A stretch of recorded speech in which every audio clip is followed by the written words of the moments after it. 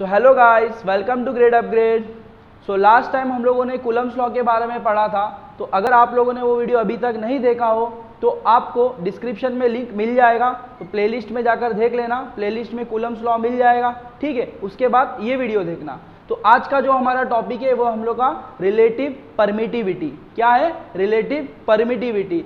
सो यार, हम लोग ने कूलम्स लॉ पढ़ते वक्त क्या अज्यूम किया था ना, हम लोग ने दो चार्जेस को कहां पर रखा था? बोलो, दो चार्जेस को हम लोग ने कहां पर रखा था? वैक्यूम में रखा था। तो वैक्यूम में, अब मुझे बताओ यार, हर बार हम लोग वैक्यूम में थोड़ी ना अज्यूम करेंगे। अगर समझो मैं बोलता हूं कि मुझे दो चार्ज के बीच में फोर्स जानना है, अब हर बार मैं बोलूंगा नहीं कि वैक्यूम में ही चाहिए मुझे। अब मैं बोलता हूं, किसी ने मतलब क्वेश्चन पूछ लिया कि बताओ कि दो चार्ज को मैंने 1 सेंटीमीटर अपार्ट रखा है और उन लोगों को मैं कहां पर रख रहा हूं? वाटर पे रख रहा हूं। तो अब इस केस में मीडियम चेंज हुआ कि नहीं? वैक्यूम से चेंज हुआ कि नहीं? तो अब हम लोग बोलेंगे हम लोग किस पे आ रहे? मीडियम पे आ रहे। तो अब जब मीडियम आएगा, समझो मीडियम कुछ भी हो सकता है, वाटर होगा, केरोसिन होगा, ऑयल होगा, तो हम लोग को ये जानना है क्या मीडियम की वजह से इन लोग के बीच में जो फोर्स लगता है उसमें कुछ चेंज होता है क्या? नहीं, उसमें कुछ चेंज होता है या नहीं, वो हम लोग को क्या करना है? देखना है। तो अब वो कैसे देखेंगे? देखो, अब उसका एक स्टेप है, उसमें हम लोग क्या करते हैं, पहले रिलेटिव परमिटिविटी क्या होता है उसको समझते हैं। उससे पहले देखो, अब मैं क्या बोल रहा हूं,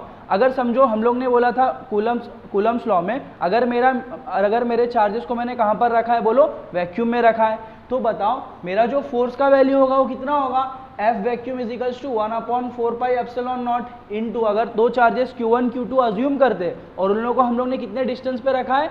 R डिस्टेंस अपार्ट रखा है, तो हम लोग का फॉर्मूला कुछ ऐसा होगा। क्लियर है? तो इसको मैं बोल देता हूं इक्वेशन नंबर 1। अब मुझे बताओ, अगर मैंने कुछ मीडियम अज्यूम कर लिया, अगर कुछ एनी मीडियम, जनरल मीडियम बोल दिया, तो क्या हो जाएगा? मेरे जो एप्सिलॉन नॉट के जगह में अब क्या हो जाएगा? वो एप्सिलॉन m। अब एप्सिलॉन नॉट क्या इंडिकेट कर रहा था? परमिटिविटी ऑफ फ्री स्पेस और वैक्यूम।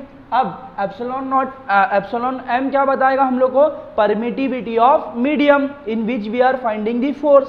क्लियर है इतना? तो इसको मैंने बोल दिया इक्वेशन नंबर 2। अब देखो मैं क्या करता हूं ना, इक्वेशन नंबर 1 को 2 के साथ क्या कर रहा हूं? डिवाइड कर रहा हूं।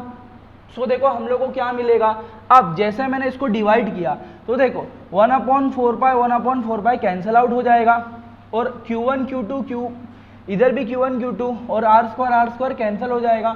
बोलो क्यों? क्योंकि हम लोग ने क्या किया है ना, कंडीशन तो सेम रखा है, चार्जेस भी वही है, मीडियम चेंज हो रहा है, लेकिन क्या हो रहा है? डिस्टेंस और चार्ज क्या अभी भी सेम है। तो मुझे बताओ बचेगा क्या? बचेगा हम लोग का क्या? देखो 1/एप्सिलॉन नॉट m। अब एप्सिलॉन m ऊपर जाएगा तो क्या हो जाएगा? एप्सिलॉन m/एप्सिलॉन नॉट। अब देखो, अब ये जो हम लोग को मिलता है ना रेशियो, ये रेशियो को हम लोग क्या बोलते हैं? इसी रेशियो को हम लोग बोलते हैं रिलेटिव परमिटिविटी, या इसको हम लोग और एक नाम से बोलते हैं डाइलेक्ट्रिक कांस्टेंट, या तो इसका एक और नाम है जिसको हम लोग बोलते हैं स्पेसिफिक इंडक्टिव कैपेसिटी। क्या? Specific inductive capacity. अब देखो मैंने क्या बोल दिया, इसको हम लोग डिनोट किससे करते हैं? एप्सिलॉन r से, एप्सिलॉन r से। तो अब एप्सिलॉन r मेरा क्या होता है? बोलो, it is a ratio of permittivity of medium to the permittivity of free space और वैक्यूम। या तो हम लोग इसको ऐसे भी बोल सकते हैं, it is a ratio of force between two charges when they are placed in vacuum to the force between two charges when they are kept in medium having same distance। Clear है? Clear है? तो इस ratio को ही हम लोग क्या बोलते हैं? हम लोग का रिलेटिव परमिटिविटी और डाइलेक्ट्रिक कांस्टेंट। इतना पार्ट सब लोग को क्लियर है आई होप। तो इस रेशियो को ही हम लोग क्या बोलते हैं? Dielectric constant. So relative permittivity को हम लोग डिनोट करते हैं एप्सिलॉन नॉट r से। एप्सिलॉन r से हम लोग क्या करते हैं? रिलेटिव परमिटिविटी को। और अगर डाइलेक्ट्रिक बात करते तो हम लोग K से डिनोट करते हैं, डाइलेक्ट्रिक कांस्टेंट। ठीक है, मतलब जब हम लोग रिलेटिव परमिटिविटी बोलेंगे तो क्या हो जाएगा? हम लोग एप्सिलॉन r से डिनोट करेंगे, और जब हम लोग डाइलेक्ट्रिक कांस्टेंट की बात करेंगे तो हम लोग K से डिनोट करेंगे। दोनों का मीनिंग सेम ही है, बट डिनोट करते टाइम हम लोग क्या करते हैं? डाइलेक्ट्रिक के लिए K का यूज करते हैं और रिलेटिव परमिटिविटी के लिए एप्सिलॉन r का करते हैं। क्लियर है? अब नेक्स्ट पार्ट पे बढ़ते। देखो अगर वाटर के लिए क्या होता है ना, वाटर के लिए मेरा जो एप्सिलॉन r का वैल्यू होता है वो कितना होता है? 80 होता है। तो अब हम लोग को पता है एप्सिलॉन r होता क्या है। देखो हम लोग ने अब भी पढ़ा है, एप्सिलॉन r होता क्या है? देखो F vacuum upon F medium. अब हम लोग को पता है हम लोग का वैल्यू कितना है, ये 80 है ना, अभी तो हम लोग ने देखा वाटर के लिए कैलकुलेटेड है पहले से, कितना है 80 है। तो मैं बोलता हूँ अब मेरा एफ मीडियम क्या हो जाएगा, बोलो एफ मीडियम क्या हो जाएगा, ये उधर चले जाएगा तो हो जाएगा एफ वैक्यूम अपॉन 80। सो अब देखो ये इंपॉर्टेंट चीज़ है। अब इससे हम लोग क्या कंक्लूजन निकाल सकते हैं, इससे हम लोग को क्या पता चल रहा है। अब ये मीडियम की जगह में क्या हो जाएगा, हम लोग इसको वाटर कंसीडर करें तो क्या बोलेंगे, वाटर, क्या बोलेंगे, वाटर, है ना, वाटर कंसीडर किया है हम लोगों ने। अब देखो मैं बोल रहा हूँ कि जितना फोर्स मेरा वैक्यूम में था, दो चार्ज थे, उन लोग समझो कुछ सेंटीमीटर अपार्ट थे या कुछ डिस्टेंस पे हम लोग ने उन लोगों को सेपरेट करके रखा हुआ था। तो अब मैं बोल रहा हूँ मैंने पहले लिया वैक्यूम में इन लोगों को मेजर किया, फिर सेम मैंने क्या किया, डिस्टेंस उन लोगों को जितना दूर थे उतना ही रखा, और अब उसको मैं क्या रख रहा हूँ, वाटर पे रख रहा हूँ।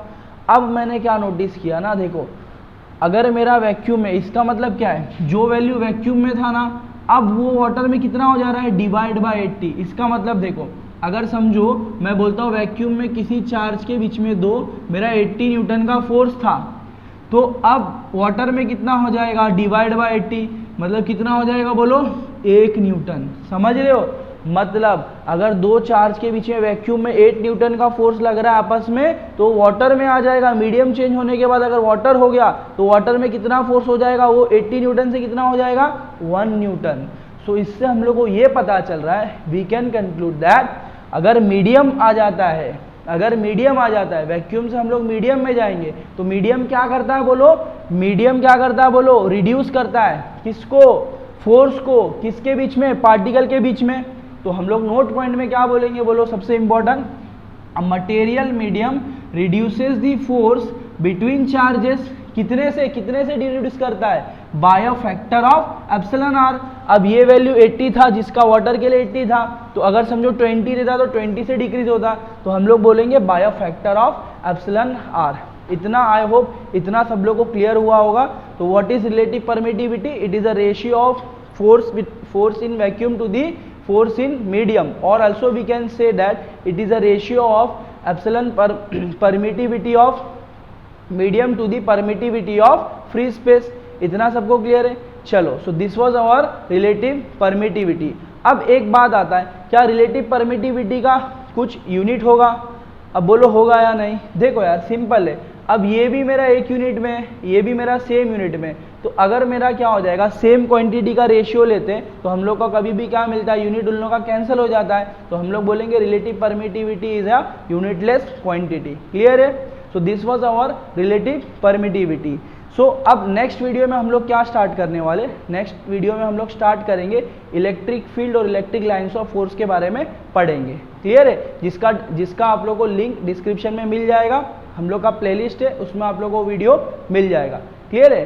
सो अगर आप लोगों को ये वीडियो अच्छा लगा हो तो लाइक करें, शेयर करें, ज़्यादा से ज़्यादा शेयर करें और सब्सक्राइब करें। Thanks for watching.